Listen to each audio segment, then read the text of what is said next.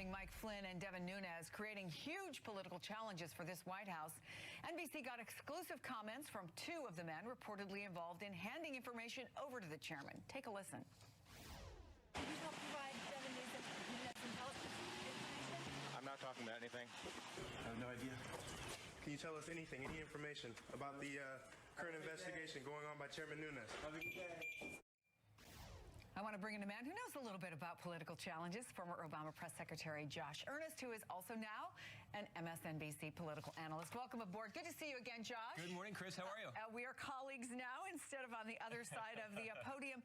Look, I want to get to Nunes in a second, but the president tweeted this morning, so let me read it. Mike Flynn should ask for immunity in that this is a witch hunt, excuse for big election loss by media and Dems of historic proportion. This isn't the first time an administration has charged a witch hunt. And in this hyper-politicized environment that we're in now, Josh, does he have a point, or is it a lot of spin? Well, he would have a point if there weren't nonpartisan federal investigators who are taking a look at this, and Republicans on Capitol Hill who are closely taking a look at Mr. Flynn's actions and the other ties of the administration to Russian officials. Look, I'm sure that after that Wall Street Journal story broke yesterday, indicating that Mr. Flynn was prepared to seek immunity in order to testify, there were some restless nights' sleep here in Washington, D.C. Do you think so? Yeah, I do, because I think any Washington, D.C. official, particularly a Trump administration official, who sent an email to General Flynn, who thought they were having a private conversation with General Flynn, or was in a position where they were publicly defending General Flynn, now you have to be concerned that your either private communications are going to become public, or that your efforts to defend him are actually going to be proven false. So behind the scenes, are people like, oh my God? Well, if I were them, I would be. And again, I think the tweet from the president, we know that he tweets when he's particularly exercised about something. Yes. I think he's right to be particularly exercised about this, because he certainly was in a position of having private conversations with Mr. Flynn, and he certainly was in a position where he was publicly defending him. So is he facing the prospect of having a lot of that be upended?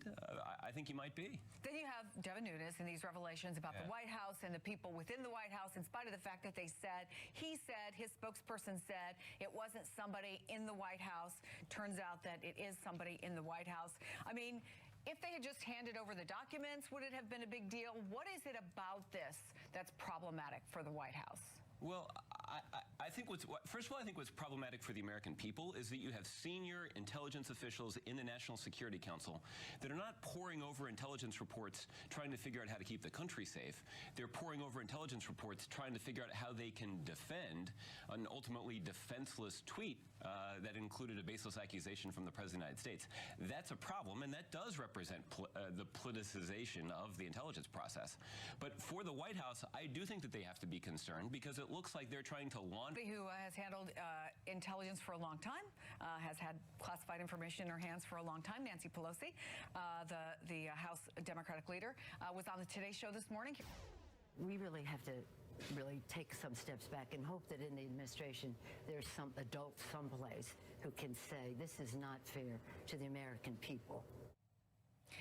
I will say, in the big picture, let's take the legal part of it, and even the political part out of it. And I'm sure, Josh, now that you're back in civilian life, you sense this. There is this sense of unease around America, that there is so much going on and there's so much controversy going on.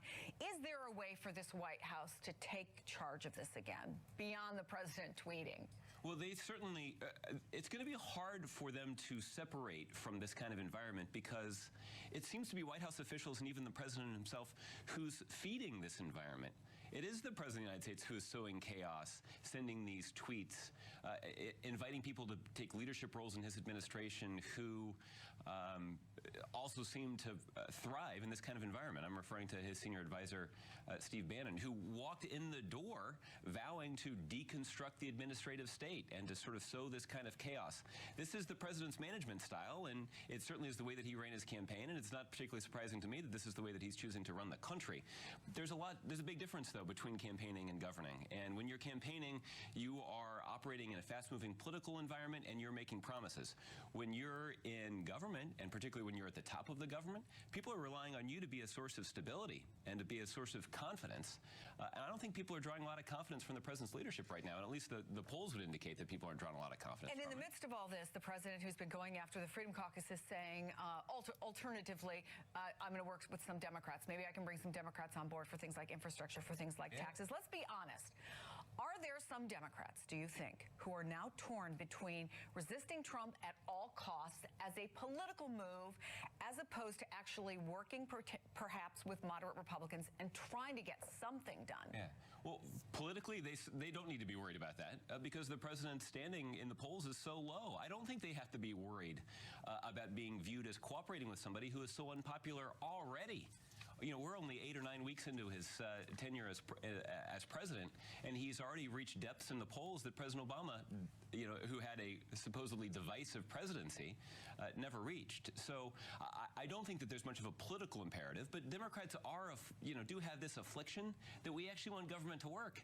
That many Democrats are in public service because they actually believe that government can be a source of good and can actually do good things for the country. So are they going to be interested in trying to cooperate with Republicans to do the right thing for the country? They might be, but that's going to have to start with Republicans actually showing a good faith effort to being interested in talking to Democrats. But as long as Democrats are in a position where Republicans are ignoring them, and you have the Speaker of the House indicating that he's not going to work with Democrats at all to try to pass legislation, and there's no indication that Democrats were consulted by the White House in terms of trying to pass health care reform.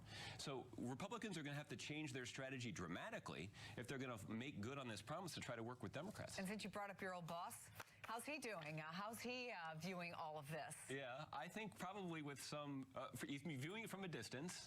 Where he's writing his book. Yeah, where he's writing a book. But I think that he's genuinely concerned about, he's somebody who was involved in public service because he wanted to see the country succeed, and he certainly viewed the White House and the federal government as an institution that could be used to advance the interests of the American public. There's a sense of a lot of action and movement in Washington, D.C., but not a lot of movement forward. And I think that's a source of some concern, not just for the former President of the United States, but for Americans, both parties all across the country. Josh Earnest, always good to see you. Nice Am to I see you allowed too, to Chris. say that you have a baby on the way? Yeah, Good luck. we got a baby. Congratulations. Any Thank you day very now? much. We're excited Walker's about going to it. get a little sister. There you go. Fantastic. Thank you so much. Thank you, Chris. And coming up.